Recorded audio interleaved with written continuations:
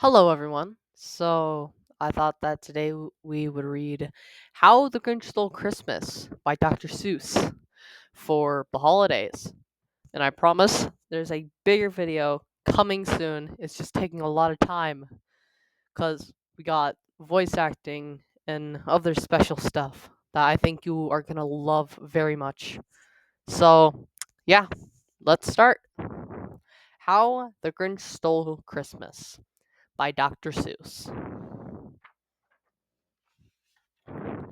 Every Hoot and Whoville liked Christmas a lot, but the Grinch who lived just north of Whoville did not. The Grinch hated Christmas, the whole Christmas season. Now, please don't ask why. No one quite knows the reason. It could be his head wasn't screwed on just right. It could be perhaps that his shoes were just too tight. But I think the most likely reason of all was that his heart was two sizes too small.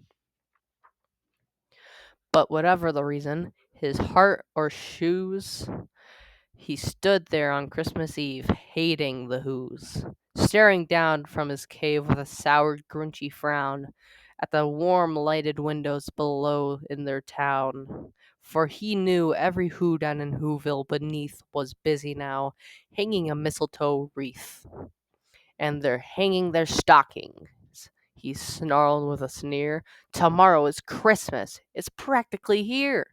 Then he growled with his Grinch fingers nervously drumming. I must find some way to stop Christmas from coming. For tomorrow, he knew. All the Who girls and boys would wake bright and early. They'd rush for their toys, and then, oh, the noise! Oh, the noise, noise, noise, noise! And that's one thing he hated: the noise, noise, noise, noise. And the Who's, young and old, would sit down to a feast, and they'd feast, and they'd feast, and they'd feast, feast, feast, feast. They would feast on Who pudding and rare Who roast beast, which was something the Grinch couldn't stand in the least. And then they'd do something he liked least of all. Every Who down in Whoville, the tall and the small, would stand close together with Christmas bells ringing.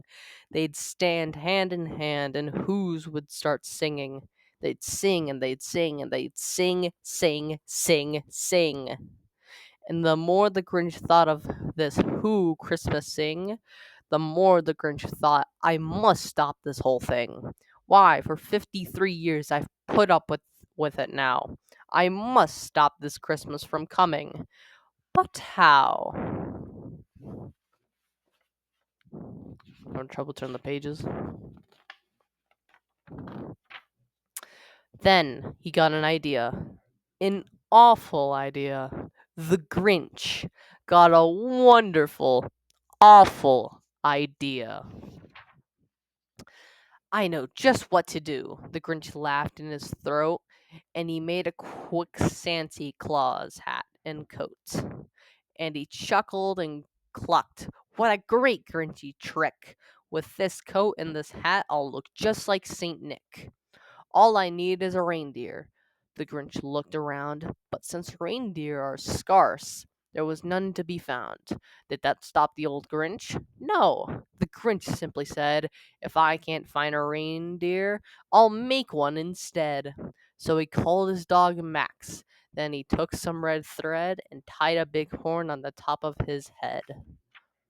And then he loaded some bags and some old empty sacks on a ramshackle sleigh, and he hitched up old Max. Then the Grinch said, Giddy up! And the sleighs started down toward the homes where the Who's lay a snooze in their town.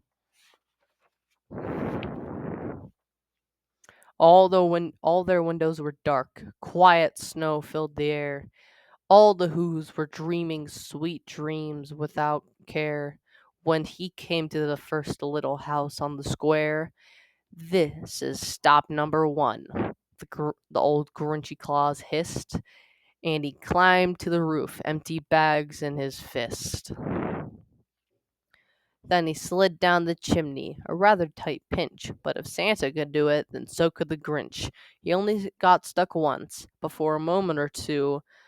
Then he stuck his head out of the fireplace flue, where the little Who stockings all hung in a row. These stockings, he grinned, are the first things to go. Then he slithered and slunk with a smile most unpleasant around the whole room, and he took every present pop guns and bicycles, roller skates, drums, checkerboards, tricycles, popcorn, and plums, and he stuffed them into bags. Then the Grinch very nimbly stuffed all the bags one by one up the chimney. Then he slunk into the icebox. He took Who's feast, and he took the Who pudding. He took the roast beast. He cleaned out that icebox as quick as a flash. Why, that Grinch even took their last can of Who hash. And now all the food up the chimney with glee. And now Then he stuffed all the food up the chimney with glee. And now, grinned the Grinch, I will stuff up the tree. And the Grinch grabbed the tree and started to shove when he heard a small sound like the coo of a dove. He turned around fast and he saw a small Who, Cindy Lou who was no more than 2. The Grinch had been caught by this tiny Who daughter, who'd got out of bed for a cup of cold water. She stared at the Grinch and said, "Santa Claus, why are you taking our Christmas tree? Why?" Impressive thing for a 2-year-old to do. You'll blow to. How can she speak? But you know that old Grinch was so smart and so slick. He thought up a lie and he thought it up quick. "Why, my sweet little tot," the fake Santa Claus lied, "there's a light on this tree that won't light up on one side. So I'm taking it home to my workshop, my dear. I'll fix it up there, then I'll bring it back here." And his fib fooled the child. Then he patted her head and got her a drink, and he sent her to bed. And when Cindy Lou Who went to bed with her cup, the chimney and stuffed up the tree. Then the last thing he took was the log for their fire. Then he went up the chimney himself, the old liar, on their walls. He left nothing but hooks and some wire. And that one speck of food that he left in the house was a crumb that was even too small for a mouse. Then he did the same thing to the other Who's house, leaving crumbs much too small for the other Who's mouse. It was 1/4 past dawn, all the Who's still abed, all the Who's still a snooze, when he packed up his sled, packed it up with their presents, the ribbons, the wrappings, the tags, and the tinsel, the trimmings, 3,000 feet up on the side of Mount Crumpet. He rode with his load to the tip-top to dump it. "Boo-hoo to the Who's!" he was grinchishly humming. "They're finding out now that no Christmas is coming. They're just waking up. I know just what they'll do. Their mouths will hang open a minute or two. Then the Who's down in Whoville will all cry, 'Boo-hoo!'" "That's a noise," grinned the Grinch, "that I simply must hear." So he paused, and the Grinch put his hand to his ear, and he did hear a sound rising over the snow. It started in low, then it started to grow. But the sound wasn't sad. Why the sound sounded merry. It couldn't be so, but it was merry, very. He stared down at Whoville. The Grinch popped his eyes. Then he shook. What he saw was a shocking surprise. Every Who down in Whoville, the tall and the small, was singing without any presents at all. He hadn't stopped Christmas from coming. It came.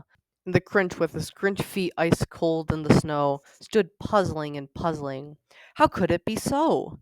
It came without ribbons. It came without tags. It came without packages, boxes, or bags. And he puzzled 3 hours till his puzzler was sore. Then the Grinch thought of something he hadn't thought before. Maybe Christmas, he thought, doesn't come from a store. Maybe Christmas, perhaps, means a little bit more.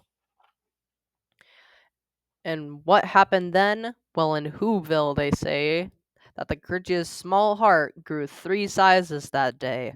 And the minute his heart didn't feel quite so tight, he whizzed with his load through the bright morning light and brought back the toys and the food for the feast. And he, he himself, the Grinch, carved the roast beast. The end. Hope you guys like my reading skills. I had some hiccups, but other than that, Merry Jolly Christmas to all of you, I guess.